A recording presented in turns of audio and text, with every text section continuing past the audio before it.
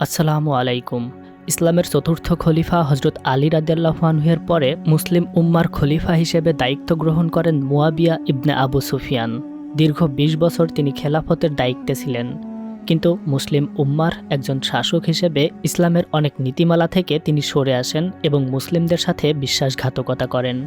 তিনি নিজের পরিবার এবং নিজ গোত্রের লোকেদের অনেক গুরুত্বপূর্ণ দায়িত্বে পদায়ন করেন এবং সকল ক্ষমতা নিজের হাতে তুলে নেন। তার সবচেয়ে বড় বিশ্বাসঘাতকতা ছিল মৃত্যুর পরে সে নিজের পুত্র ইয়াজিদকে পরবর্তী খলিফা হিসেবে ঘোষণা দেন।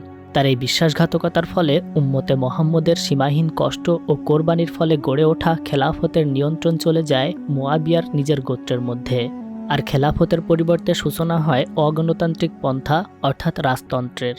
কিন্তু মুয়াবিয়ার পুত্র ইয়াজিদ ছিল প্রচণ্ড দুশ্চরিত্র এবং দুরাচারী একজন ব্যক্তি। মদ্যপান সহ ইসলামের শরিয়া বিরোধী বহু কাজে সে লিপ্ত ছিল। মৃত্যুর আগে মুয়াবিয়া ইসলামের খেলাফতের সকল প্রদেশের গভর্নরকে দামেস্কে নিজেদের প্রাসাদের ডেকে ইয়াজিদকে খলিফা হিসেবে মেনে নেওয়ার বাইয়াত গ্রহণ করায়। কিন্তু সেই সময় হজরত মুহাম্মদ সাল্লাল্লাহু আলাইহি ওয়াসাল্লামের দৌহিত্র বা নাতি ইমাম হুসাইন রাদিয়াল্লাহু আনহু এই অযোগ্য ও অন্যায়ভাবে খেলাফত দান করা ইয়াজিদকে মেনে নিতে চায়নি। এ কারণেই ইয়াজিদ দামেস্কে বসেই তার অনুচরদের বলেন তারা যেন ইমাম হুসাইনের মাথা কেটে তার কাছে নিয়ে আসেন। আর এরই পরিপ্রেক্ষিতে 10 মুহররম 61 হিজরিতে কারবালার প্রান্তরে ঘটে যায় ইসলামের ইতিহাসের এক জঘন্যতম ও মর্মান্তিক ঘটনা। ইয়াজিদ তার বাহিনীদের দিয়ে সেই দিন কারবালায় ইমাম হুসাইন সহ তার অনুসারী সকলকে নির্মমভাবে হত্যা করেন। সেই ঘটনা প্রতিটি মুসলমান হৃদয়ে রক্তক্ষরণ ঘটায়। কিন্তু কিভাবে শুরু হয়েছিল ইসলামের ইতিহাসের এই জঘন্য গৃহযুদ্ধের এবং প্রাণ দিতে হয়েছিল ইমাম হুসাইন সহ তার সকল অনুচারীদের, চলুন জানা যাক একদম শুরু থেকে। আমি বাজি ধরে বলতে পারি এই কাহিনী শুনতে শুনতে আপনার চোখ বেয়ে কখন যে পানি গড়িয়ে যাবে আপনি তা বুঝতেও পারবেন না। ইসলামের চতুর্থ খলিফা হজরত আলী রাদিয়াল্লাহু আনহু-এর পরে মুয়াবিয়া মুসলিম খেলাফতের দায়িত্বভার গ্রহণ করে। কিন্তু সে যখন মারা যায় তার আগে নিজের পুত্র ইয়াজিদকে খেলাফতের উত্তরাধিকারী ঘোষণা করে যায়। এর কিছুদিন পরে মুয়াবিয়া যখন মারা যায় তখন ইয়াজিদ খেলাফতের সমগ্র প্রদেশের দায়িত্বে থাকা গভর্নরদের রাজধানী দামেস্কে নিজের প্রাসাদে ডাকেন। এরপর একে একে সব গভর্নর তার কাছে বাইয়াত গ্রহণ করেন, অর্থাৎ সবাই তাকে খলিফা হিসেবে মেনে নেন। কিন্তু ইয়াজিদ অন্য খলিফাদের মতো সৎ এবং ন্যায়পরায়ণ খলিফা ছিল না। তার রাজত্বে মুসলিমদের হয় তার শাসন মেনে নিতে হবে অথবা তার তরবারির নিচে আত্মসমর্পণ করতে হবে। কিন্তু সবাই ইয়াজিদকে খলিফা হিসেবে মেনে নিলেও হজরত মুহাম্মদ সাল্লাল্লাহু আলাইহি ওয়াসাল্লামের নাতি ইমাম হুসাইন তার মতো একজন অসৎ ও খারাপ লোককে খলিফা হিসেবে মেনে নিতে অস্বীকৃতি জানায়। ইমাম হুসাইন সে সময় মদিনায় বসবাস করতেন, তাই ইয়াজিদ তার একজন বিশ্বস্ত লোককে ডেকে প্রাসাদে পাঠায়। এই তরুণের নাম ছিল বুকাইর ইবনে হুর। ইয়াজিদ তার কাছে একটি চিঠি দিয়ে বলে, এই বার্তাটি তুমি মদিনার গভর্নরের কাছে পৌঁছে দেবে, আর এই কাজ যদি তুমি সঠিকভাবে করতে পারো তাহলে আমি তোমাকে পুরস্কৃত করব। তুমি বলো আমার কাছে কি পুরস্কার চাও। বুকাইর বলে, আমি কিছুই চাই না, শুধু যখন মদিনায় যাব তখন মক্কায় গিয়ে একটু পবিত্র কাবা শরীফ থেকে হজ করে আসতে চায়। খলিফার আদেশ পেয়ে বুকাইর তার ঘোড়াটি নিয়ে যাত্রা শুরু করে। পথের মধ্যে পাহাড়, নদী, মরুভূমি পাড়ি দিয়ে সে মদিনায় এসে পৌঁছায় এবং মদিনার গভর্নরের কাছে ইয়াজিদের লেখা বার্তাটি পৌঁছে দেয়। গভর্নর সেই বার্তা নিয়ে রাতেই ইমাম হুসাইনের দরবারে গিয়ে তার কাছে সেটি তুলে দেয়। কিন্তু ইমাম হুসাইন যখন পড়ে যে ইয়াজিদ তাকে খলিফা হিসেবে মেনে নিতে বার্তা পাঠিয়েছে, তখন ইমাম হুসাইন গভর্নরকে বলেন, ইয়াজিদের মতো একজন অযোগ্য ব্যক্তি খলিফা হলে ইসলাম খুব দ্রুতই পৃথিবী থেকে উঠে যাবে এবং নবী মুহাম্মদ সাল্লাল্লাহু আলাইহি ওয়াসাল্লামের ধর্ম শুধুমাত্র দেওয়ালে লেখা ছাড়া আর কিছুই অবশিষ্ট থাকবে না। এই কথা শুনে মদিনার গভর্নরের লোক ইমাম হুসাইনকে হত্যা করার চেষ্টা করে, কিন্তু তারা সবাই ব্যর্থ হয়। তখন সাথে সাথে ইমাম হুসাইনের লোকজন তরবারি হাতে সেখানে উপস্থিত হয় এবং সেখান থেকে গভর্নর সহ তার সব লোকজনকে চলে যেতে বাধ্য করে। এদিকে বার্তাবাহক বুকাইর ইবনে হুরের কাজ সম্পন্ন হলে সে মক্কার গভর্নরের দরবারে উপস্থিত হন এবং তাকে নিজের হজ করার ইচ্ছা জানান। মক্কার গভর্নর বুকাইরকে মক্কায় গিয়ে একজন কামারের সাথে দেখা করতে বলেন এবং তার কাছে একটি পুরনো আংটি দেন। এরপর বুকাইর ইবনে হুর সোজা হজ করার জন্য পবিত্র কাবা ঘরে উপস্থিত হন এবং সেই কামারকে খুঁজে বের করে তাকে গভর্নরের দেওয়া আংটিটি দেন। কাবা শরীফে সেদিন পৃথিবীর বহু প্রান্ত থেকে অনেক হাজি হজ করার জন্য এসেছিলেন, আর হাজিদের সাথে নিয়ে বিশ্বনবী হজরত মুহাম্মদ সাল্লাল্লাহু আলাইহি ওয়াসাল্লামের দৌহিত্র ভাষণ দিচ্ছিলেন। তিনি মহান আল্লাহ এবং তার রাসূলের আদর্শ মানুষের সামনে তুলে ধরছিলেন। বুকাইর ইবনে হুর গভীর মনোযোগ দিয়ে ইমাম হুসাইনের সেই বক্তব্য শুনছিলেন। সেই হৃদয়স্পর্শী কথা শুনে বুকাইরের মন প্রশান্তি পায়, তার চোখ বেয়ে পানি গড়াতে শুরু করে। তারপর সকাল হলে সেই কামার তাকে ডেকে নিয়ে যায় একজন লোকের কাছে। এই ব্যক্তির নাম ছিল ফারুক ইবনে সাদ। তিনি হেজাজ অঞ্চলের গভর্নর ছিলেন। এরপর হেজাজের গভর্নর বুকাইরকে বলেন, ওই বাক্সের মধ্যে একটা তলোয়ার আছে, এই তলোয়ার দিয়ে তুমি হুসাইনকে হত্যা করতে পারবে। কিন্তু এই কথা শুনে বুকাইর ভয় পেয়ে যায় এবং ইমাম হুসাইনকে সে হত্যা করতে অস্বীকৃতি জানায়। গভর্নর তখন বলেন, তুমি যদি নিজে হত্যা করতে না পারো তাহলে তোমাকে কাউকে ভাড়া করতে হবে যে হুসাইনকে হত্যা করতে পারবে, কিন্তু মনে রেখো এই কাজটি করতেই হবে। পরের বার বুকাইর যখন আবারও মক্কায় আসে তখন সে দেখতে পায় সেখানে বহু লোক জড়ো হয়েছে এবং ইমাম হুসাইনের অনুসারীরা সবাইকে অনেকগুলো চিঠি পড়ে শোনাচ্ছে। এইসব চিঠিগুলো এসেছে কুফার মানুষদের থেকে। তারা ইমাম হুসাইনের কাছে সাহায্য চেয়েছে। কুফার মানুষজন ইয়াজিদকে খলিফা হিসেবে মানতে চায় না, তারা বরং ইমাম হুসাইনকে ইসলামী খেলাফতের খলিফা হিসেবে মেনে নিতে চায়। আর এ কারণে তারা চিঠির মাধ্যমে জানিয়েছে ইমাম হুসাইন যেন খুব শীঘ্রই তাদের কাছে আসে এবং তাদেরকে সাহায্য করে। তারা যখন সবাইকে চিঠিগুলো পড়ে শোনাচ্ছিল তখন সেখানে ইয়াজিদের কিছু লোক আসে।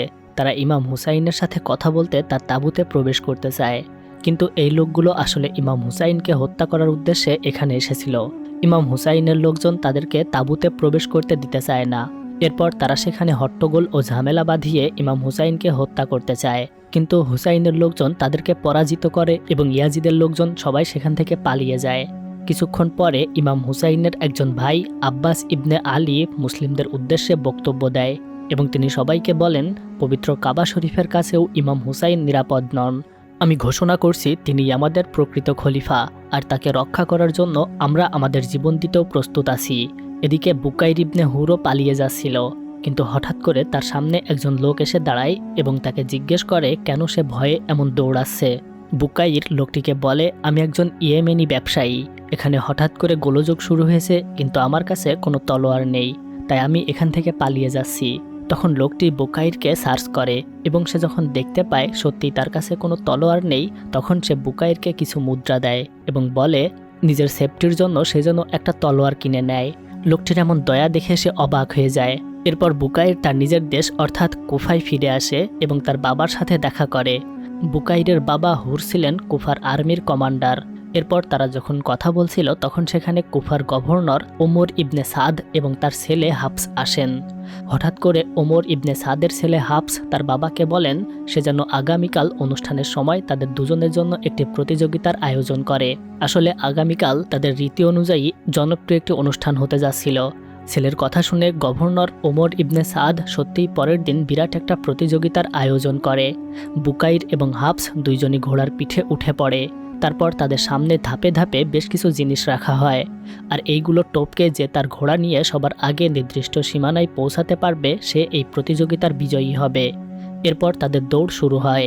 দুজনেই সব বাধা টপকে সমানভাবে এগিয়ে যাচ্ছিল, কিন্তু একদম শেষ বাধাটি টপকানোর সময় হাফসের ঘোড়া সেটাতে বেঁধে পড়ে যায়, আর ততক্ষণে বুকাইর নির্দিষ্ট সীমানায় পৌঁছে যায়, অর্থাৎ সে এই প্রতিযোগিতায় বিজয়ী হয়।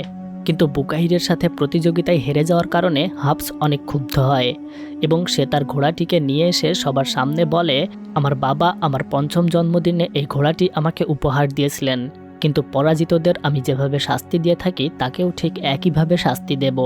এটা বলে সে ঘোড়াটাকে সামনে পাঠিয়ে দিয়ে নিজের চোখ বেঁধে ঘোড়ার দিকে এগিয়ে আসতে থাকে। ঘোড়াটিকেও দ্রুত বেগে একজন লোক নিয়ে আসতে থাকে, আর তারপরে সে ঘোড়াটিকে তার তরবারি দিয়ে হত্যা করে। এদিকে কুফার গভর্নর ওমর ইবনে সাদ এবং বুকাইরের বাবা যখন এই প্রতিযোগিতা দেখছিলেন তখন তাদের কাছে একজন দূত আসেন। সেই দূত ইয়াজিদের পক্ষ থেকে ওমর ইবনে সাদের কাছে একটি বার্তা নিয়ে এসেছিলেন। এদিকে কুফার জনগণ ইমাম হুসাইনের আগমনের জন্য প্রস্তুত হচ্ছিলেন। কুফার ধর্মীয় নেতাগণ সব মানুষদেরকে ইমাম হুসাইনের পক্ষে আসার জন্য অনুরোধ করছিলেন, আর এটাই দূর থেকে কুফার গভর্নর ওমর ইবনে সাদ এবং আর্মির কমান্ডার হুর দেখছিলেন। তারা বুঝতে পারছিলেন কুফাবাসী এখন ইমাম হুসাইনকে খলিফা হিসেবে মেনে নিতে প্রস্তুত, কিন্তু তাদের ক্ষমতায় থাকতে হলে অবশ্যই ইয়াজিদকে খলিফা হিসেবে মেনে নিতে হবে, আর এই কারণে গভর্নর খুবই ভয়ে ছিলেন। বুকাইর আবারও দামেস্কে ইয়াজিদের কাছে ফিরে যায়, কিন্তু সে দামেস্কের প্রবেশ মুখে একজন খ্রিস্টান মেয়েকে ঝুলানো অবস্থায় দেখতে পায়। তারপর সে ইয়াজিদের সাথে সাক্ষাতের জন্য তার প্রাসাদে প্রবেশ করে। কিন্তু ইয়াজিদ ভোগবিলাসে মত্ত ছিল। সে বুকাইরকে তার সাথে পুলে গোসল করতে নামতে বলে। কিন্তু যখন সে শুনতে পায় ইমাম হুসাইন তার বশ্যতা স্বীকার করতে রাজি হয়নি, তখন সে প্রচণ্ড রেগে যান এবং বুকাইরকে পানির মধ্যে চেপে ধরেন। কিন্তু সে যখন মারা যাবে ঠিক এর আগ মুহূর্তে ইয়াজিদ তাকে ওপরে তোলেন এবং সে ভণ্ডদের মতো বলতে থাকে, এটা আমি কি করছিলাম? আমার একজন অনুগত চরকে আমি মেরে ফেলছিলাম। এটা বলে সে বুকাইরকে খুশি করতে চায় এবং তাকে জিজ্ঞেস করে, তুমি কি চাও বলো আমাকে, তুমি আমার কাছে যেটাই চাইবে আমি তোমাকে সেটাই দেব। তখন বুকাইর ইবনে হুর বাদশাহ ইয়াজিদের কাছে দামেস্কের প্রবেশ মুখে ঝোলানো মেয়েটিকে বাঁচাতে বলে। এটা শুনে ইয়াজিদ অনেক হাসে এবং সে মেয়েটিকে নামিয়ে আনে। বুকাইরের পুরস্কার স্বরূপ ইয়াজিদ বুকাইরকে বলে, এই মেয়েটিকে তুমি চাইলে বিয়ে করতে পারো।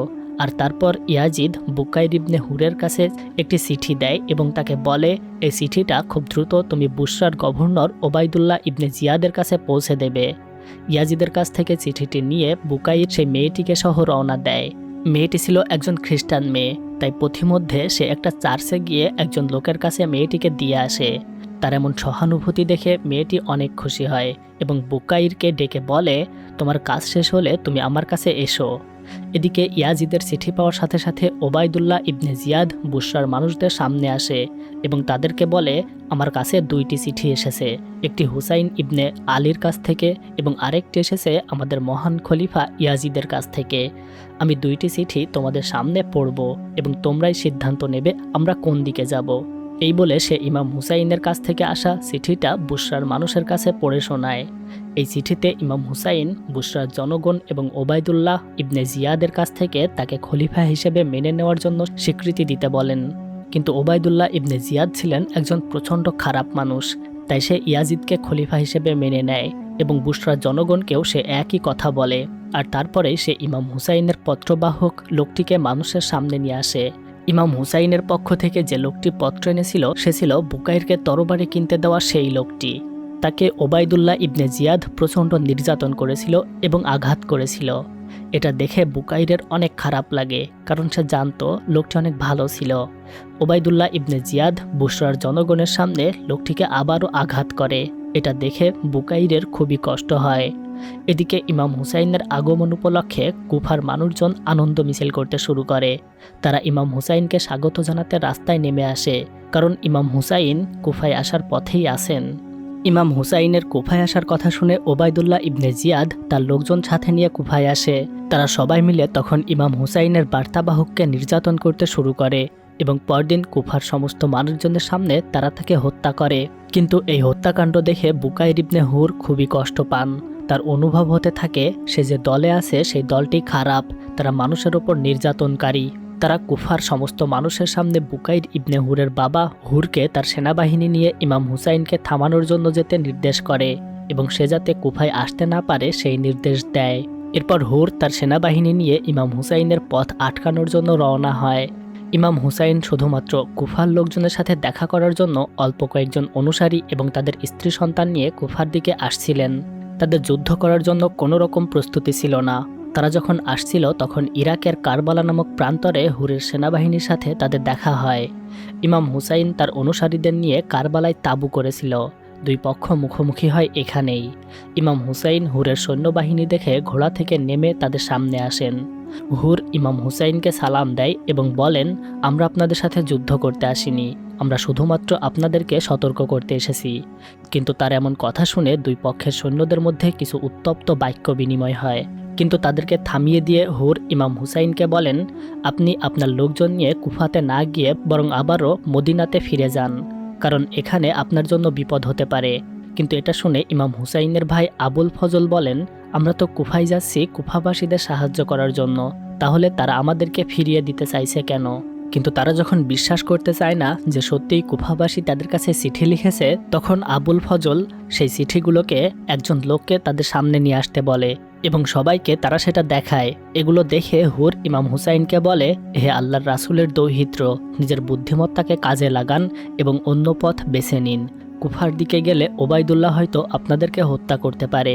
এটা শুনে ইমাম হুসাইন তাকে বলে, আপনি আমাদের জন্য রুটি এবং পানি নিয়ে আসুন, আমরা এটা নিয়ে আলোচনা করব। এরপর হুর তার সৈন্যবাহিনী নিয়ে ইমাম হুসাইনের তাঁবুতে রুটি এবং পানি নিয়ে আসে। তারা সবাইকে তখন খাবার খাওয়ায়। খাবার খেতে খেতে যখন নামাজের সময় হয় তখন ইমাম হুসাইন হুরকে তার সৈন্যবাহিনী সহ নামাজ পড়তে আমন্ত্রণ জানায়। হুর ছিলেন একজন ভালো মনের অধিকারী মানুষ, তাই তিনি ইমাম হুসাইনের আমন্ত্রণ ফিরিয়ে দিতে পারে না এবং তার সৈন্যবাহিনীকে নিয়ে নামাজ আদায় করতে শুরু করে।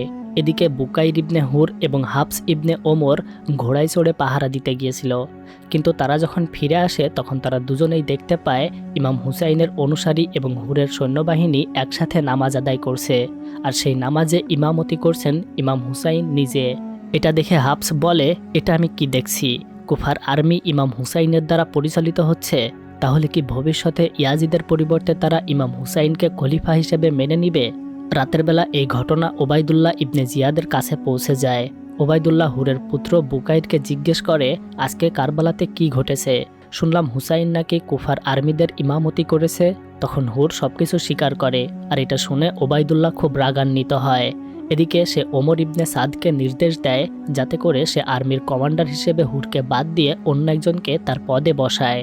এদিকে খলিফা ইয়াজিদের কাছ থেকে ওমর ইবনে সাদের কাছে একটি বার্তাবাহক চিঠি নিয়ে আসে। সেই চিঠিতে লেখা ছিল, যদি ইমাম হুসাইন ইয়াজিদের বশ্যতা স্বীকার না করে নেয়, অর্থাৎ খলিফা হিসেবে তাকে মেনে না নেয়, তাহলে ওমর ইবনে সাদ যেন তার আর্মি নিয়ে ফুরাত নদীর তীর দখল করে, যাতে করে হুসাইনের পরিবার ও অনুসারীরা এক ফোঁটা পানিও পান না করতে পারে, আর অবশেষে তারা যেন তৃষ্ণায় মরে যায়। এই খবর শুনে সেখানে উপস্থিত থাকা সব কাফেররা খুবই খুশি হয়, কিন্তু হুর খুশি হয় না, কারণ সে জানে এটা খুবই অন্যায় কাজ এবং যুদ্ধের পরিপন্থী কাজ। আদেশ পাওয়ার সাথে সাথে কুফার আর্মিরা ফুরাত নদীর তীর দখল করে এবং নদীর ধারে সশস্ত্র পাহারা বসায়, যাতে করে ইমাম হুসাইনের অনুসারীরা এক ফোঁটা পানিও পান না করতে পারে। তারা নিজেদের ঘোড়া দিয়ে পানিগুলোকে নষ্ট করতে শুরু করে এবং তার মধ্যে গোসল করা ও আনন্দ ফুর্তি করতে শুরু করে। বুকাইর ইবনে হুর এগুলো দেখে মনে মনে খুবই কষ্ট পায়। ইমাম হুসাইন যখন দেখতে পায় ওমর ইবনে সাদ তার আর্মিদের দিয়ে ফুরাতের পানি দখল করেছে, তখন সে তাদের সাথে একটি মিটিং করার জন্য কিছু লোক পাঠায়। প্রথমে মিটিং করার এই আমন্ত্রণ উপেক্ষা করলেও পরে ওমর ইবনে সাদ ইমাম হুসাইনের সাথে মিটিং করতে রাজি হয়। রাতের বেলা দুই গ্রুপের প্রধান মুখোমুখি হয়, কিন্তু তাদের মধ্যে কোনো বিষয়ে মীমাংসা হয় না, কারণ ওমর ইবনে সাদ ইয়াজিদের গোলামি করত আর ইমাম হুসাইন ইসলাম ধর্মকে বাঁচানোর জন্য নিজের জীবন দেওয়ার জন্য প্রস্তুত ছিলেন। তাই তাঁবুতে ফিরে গিয়ে ওমর ইবনে সাদ একটি চিঠি লেখেন, আর সেখানে মিথ্যা স্বীকারোক্তি থাকে যে ইমাম হুসাইন ইয়াজিদকে খলিফা হিসেবে মেনে নিয়েছে। তবে এটা হুর ও তার পুত্র বুখাইর ইবনে হুর মেনে নিতে রাজি হয় না। পরদিন সকালে ওবায়দুল্লাহ ইবনে জিয়াদ নিজে অনেক সৈন্য সামন্ত নিয়ে কারবালায় উপস্থিত হয় এবং সে সাথে করে ইয়াজিদের কাছ থেকে একটি বার্তা নিয়ে আসে। সেই বার্তাটাই লেখা ছিল, আগামী একদিনের মধ্যে যদি হুসাইন ইবনে আলী ইয়াজিদের বশ্যতা স্বীকার না করে নেয়, তাহলে কুফার আর্মি যেন তাদেরকে আক্রমণ করে এবং হুসাইনের মাথা কেটে আমার দরবারে পৌঁছে দেয়। এই নির্দেশ পাওয়ার সাথে সাথে সেখানকার সব কাফেররা খুব খুশি হয় এবং পরদিন তারা যুদ্ধের জন্য প্রস্তুত হতে শুরু করে। কিন্তু আর্মির কমান্ডার হুর মন খারাপ করে এবং নিজের তাঁবুতে চলে যায়। কিছুক্ষণ পরে তার পুত্র বুকাইর তার কাছে আসে এবং সে তার বাবাকে বলে, আমি তোমাকে সর্বদা প্রথম স্থানে দেখে এসেছি এবং তুমি সর্বদা ন্যায়ের সাথে কাজ করে এসেছো, কিন্তু তুমি কি জানো বাবা, আজকে তুমি অন্যায়ের সাথে আসো। আমার হৃদয় ইমাম হুসাইনের তাঁবুতে শান্তি খুঁজে পেয়েছে। আমি বুঝতে পেরেছি তারাই ন্যায়ের পথে আছে আর আমরা অন্যায়ের পথে আছি। পুত্রের এমন কথা শুনে হুরের হৃদয় কেঁপে ওঠে, কারণ তার নিজেরও বারবার ঠিক এমনই অনুভূতি হচ্ছিল। তারা দুজন ইমাম হুসাইনের কাছে গিয়ে নিজেদের কৃতকর্মের জন্য ক্ষমা প্রার্থনা করে এবং বলে, আমাদেরকে হজরত মুহাম্মদ সাল্লাল্লাহু আলাইহি ওয়াসাল্লামের পরিবারের ছায়াতলে আশ্রয় দিন। আমরা অন্যায়ের দলকে ত্যাগ করে ন্যায়ের দলে ফিরে এসেছি। তাদেরকে দেখে ইমাম হুসাইনের অনুসারীরা অনেক খুশি হয় এবং তারা সবাইকে তাদের সাথে পরিচয় করিয়ে দিতে শুরু করে। আর এর পরদিনে সেই ঐতিহাসিক 10 মুহররম ছিল, যেদিন ঘটে গিয়েছিল ইতিহাসের জঘন্যতম একটি ঘটনা, যে ঘটনা প্রতিটি মুমিন হৃদয়ে রক্তক্ষরণ ঘটায়। সকালে ইমাম হুসাইন এবং ওমর ইবনে সাদের আর্মি মুখোমুখি হয়, কিন্তু যুদ্ধের আগে হুর কুফার আর্মিদের সামনে দাঁড়িয়ে ঘোষণা করে সে এবং তার পুত্র ইমাম হুসাইনের দলে যোগ দিয়েছে। তারা সত্যের পথে এসেছে, অন্যরাও যেন সত্যের পথে আসে। কিন্তু ওমর ইবনে সাদ তাকে দেখে খুবই রাগান্বিত হয় এবং তার সৈন্যবাহিনীকে আক্রমণ করতে আদেশ করে। তারপর শুরু হয় তাদের মধ্যকার প্রবল যুদ্ধ। হুর একজন সাহসী যোদ্ধা ছিলেন, তিনি প্রবল পরাক্রমে যুদ্ধ করতে শুরু করেন, কিন্তু এক পর্যায়ে একজন কাফের দূর থেকে তাকে লক্ষ্য করে একটি তীর নিক্ষেপ করে, আর এতে করে প্রবল পরাক্রমশালী সেই যোদ্ধা নিহত হয়। বাবাকে মরে যেতে দেখে বুকাইর ইবনে হুর তার কাছে আসেন। ইমাম হুসাইন হুরের বুকে হাত রেখে বলেন, সাহসী যোদ্ধা, তুমি আজ দুনিয়া থেকে মুক্ত হয়ে খোদার কাছে চলে গেলে, সেখানে তুমি শান্তিতে বিশ্রাম নাও। যুদ্ধের এক পর্যায়ে নামাজের সময় হয়ে যায়। তখন ইমাম হুসাইনের পক্ষ থেকে তার ভাই আবুল ফজল কুফার আর্মিদেরকে নামাজের জন্য যুদ্ধে বিরতি দিতে বলে। কিন্তু ওমর ইবনে সাদ তাদেরকে বলে, কিসের নামাজ? যুদ্ধের ময়দানে কোনো নামাজ নেই, আগে যুদ্ধ হবে। এই বলে সে তাদেরকে নামাজের বিরতি দিতে অস্বীকার করে। আবুল ফজল ইমাম হুসাইনকে এই কথা জানালে ইমাম হুসাইন বলে, তারা যুদ্ধ করতে চাইলেও আমাদের আগে নামাজ পড়তে হবে। তারপর ইমাম হুসাইনের অনুসারীরা যখন আজান দিয়ে নামাজ পড়তে শুরু করে, সেই সুযোগে কুফার আর্মিরা তাদের উপর আক্রমণ করে এবং তারা সেখানে তীরের বৃষ্টি শুরু করে। তীরের আঘাতে নামাজরত মুমিনরা মারা যেতে শুরু করে। তারা একে একে সবাইকে মেরে ফেলতে শুরু করে। যুদ্ধের পরিপন্থী নিকৃষ্টতম এই কাজ বুকাইর ইবনে হুরের মনে প্রচণ্ড আঘাত করে। এদিকে ইমাম হুসাইনের অনুসারীদের স্ত্রী সন্তানরা প্রচণ্ড তৃষ্ণায় কাতর হয়ে মারা যেতে শুরু করে। তাদের বাচ্চাদের ঠোঁট ফেটে রক্ত বের হতে শুরু করে। শুধুমাত্র এক ফোঁটা পানির জন্য সবাই হাহাকার করতে শুরু করে। এই হাহাকার সহ্য করতে না পেরে আবুল ফজল ব্যাগ নিয়ে ঘোড়ার পিঠে উঠে ছুটে যায় পানি নিয়ে আসতে। পথিমধ্যে কিছু সৈন্য তাকে আক্রমণ করে, কিন্তু তিনি ছিলেন পরাক্রমশালী যোদ্ধা। তাদেরকে হত্যা করে সে এক পর্যায়ে ফুরাত নদীতে এসে পৌঁছায়। তারপর সে পানির 2টা ব্যাগ ভর্তি করতে থাকে। এমন ঠান্ডা পানি দেখে তার নিজেরও পানি খেতে ইচ্ছা করে, কারণ গত কয়েকদিন ধরে তারা কেউ এক ফোঁটা পানি পর্যন্ত পান করতে পারেনি। সে যখন 2 হাত ভরে পানি উঠিয়ে নেয় পান করার জন্য, তখনই তার মনে পড়ে তাঁবুতে তাদের স্ত্রী সন্তানরা এখনও পানি পান না করেই আছে। তাই সে প্রতিজ্ঞা করে তাদেরকে পানি পান না করানো পর্যন্ত সে নিজেও পানি পান করবে না। 2 ব্যাগে পানি ভরে আবারও সে ঘোড়ার পিঠে উঠে ফিরে আসছিল, কিন্তু আবারও পাহারাদার সৈন্যরা তাকে আক্রমণ করে।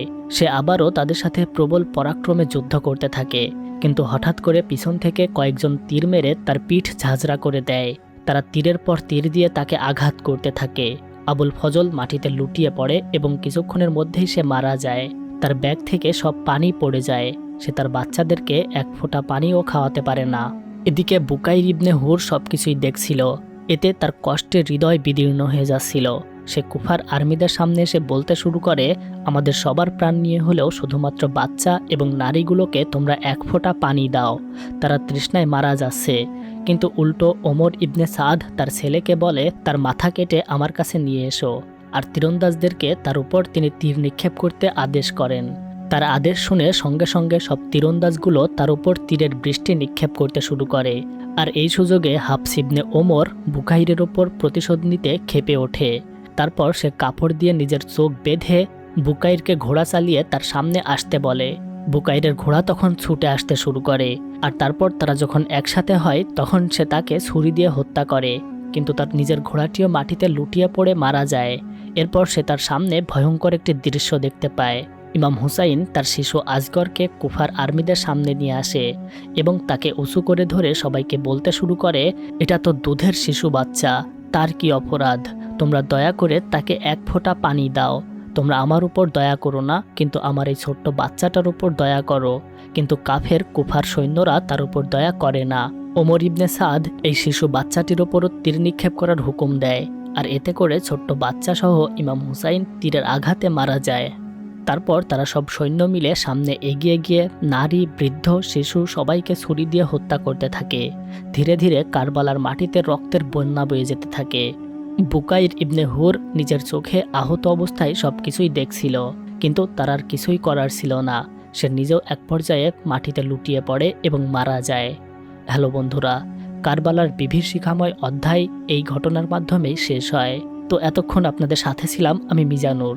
দেখা হবে এমন আরও একটা এক্সাইটিং মুভি নিয়ে। ততক্ষণ পর্যন্ত ভালো থাকবেন, সুস্থ থাকবেন।